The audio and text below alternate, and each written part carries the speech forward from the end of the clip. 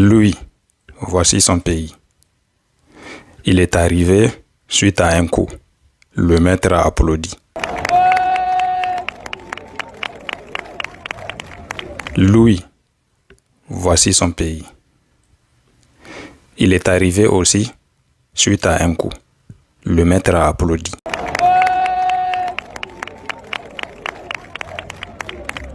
Lui là, voici son pays. Il est arrivé aussi suite à un coup. Le maître a applaudi.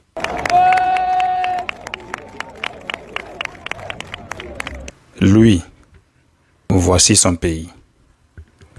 C'est le maître même qui a envoyé des militaires et des hélicoptères, des terreaux et toutes sortes de forces pour zigouiller lui là, qui s'appelle Laurent Gbagbo, et placer lui là des forces au pouvoir. Le maître a applaudi, bien sûr.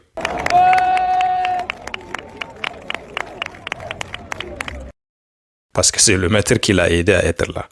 Mais le maître a dit que c'est à cause de la démocratie qu'il l'avait mis à la tête de cet État. Maintenant, la démocratie de ce pays impose que cet homme-là, lui là, il fasse juste 2 mandats, 10 ans. Actuellement, il est en train de faire son 4e mandat ici. De façon anticonstitutionnelle et antidémocratique. Et le maître est là, il est toujours en train d'applaudir.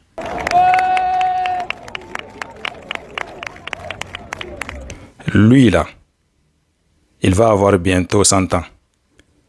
C'est ici son pays.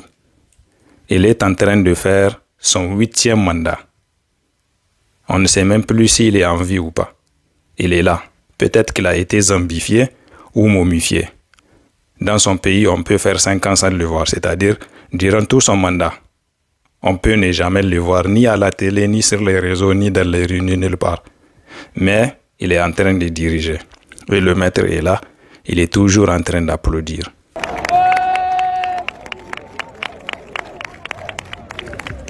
Et quand ceux-là, ils ont pris le pouvoir, ils ont dit qu'eux, ils n'ont pas de maître. Et ils sont leurs propres maîtres. Que eux, leurs peuples sont libres. Leurs peuples sont souverains. Leurs peuples sont indépendants. Que eux, ils sont panafricanistes, souverainistes. Et eux, ils vont tout faire pour que leur pays soit riche, prospère, puissant. Et que leur pays soit respecté dans le monde, ainsi que leur peuple. Comme tous les autres peuples du monde.